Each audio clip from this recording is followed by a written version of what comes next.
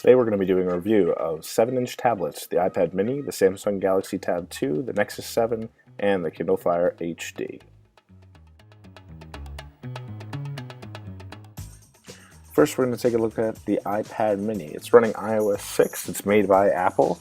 It is 0.28 inches, you can see it here, it's really thin with an all aluminum enclosure. Really nice build. And on it you can go through the App Store and get access to the largest app ecosystem out there, 700,000 apps that are shared between iPhones, iPads, and now iPad minis.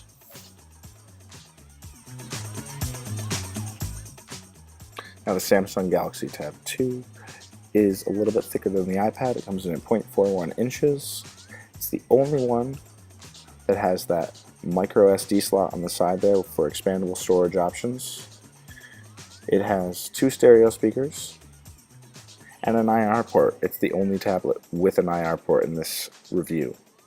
It fits really nicely in the palm of your hands, nicer than most, especially than the iPad, which is a little wider, and it runs the Google Play Store for all of your applications.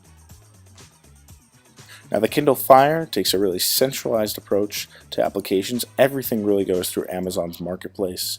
Their books, their applications, it's much more closed than the other two Android-based tablets. It is actually reminiscent of the iPad in a lot of ways in the closed system. It's a pretty nice design, but it is all plastic, which sets it a little behind in terms of heft. Now we did the fishbowl test to test the graphics performance of each of these devices, seeing how many fish they could sustain and what the frame rate would be. So we start with 50 fish. The iPad had no problem sustaining 60 frames per second with really smooth motion, keeping up with anything we could really throw at it. Samsung Galaxy Tab 2 could still keep 60 frames per second with 50 fish, but it was much choppier, didn't quite have the same refresh that the iPad had. And then we took a look at the Nexus 7.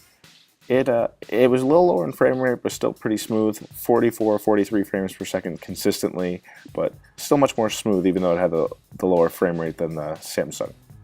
And then we have the Kindle Fire, just really couldn't keep up, so not really much to say there. It's really not a video device. The iPad clearly takes this category.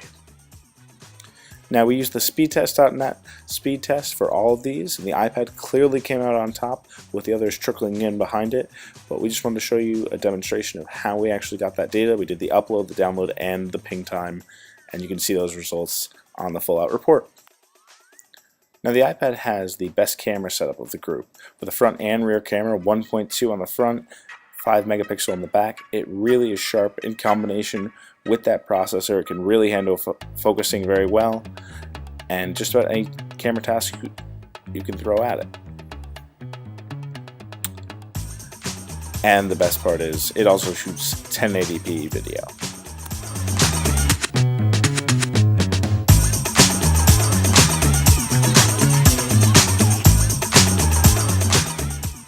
Now the Samsung Galaxy Tab 2 has a front and rear camera, but it does not quite stand up to the iPad in terms of quality of those two cameras.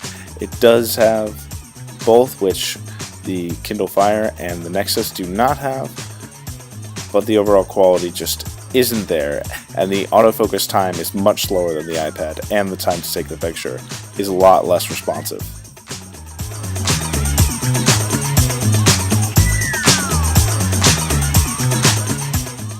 Now the Nexus 7 does have a front camera, but does not have a back one, and it also does not have a pre-installed camera application. Now the Kindle Fire does have a front camera, however, does not come with an app pre-installed, and it does not have a rear camera, so it's a little bit lackluster right out of the box compared to the other three. On a number of levels, the iPad mini separates itself from the pack, and as such, it is the analyst's choice.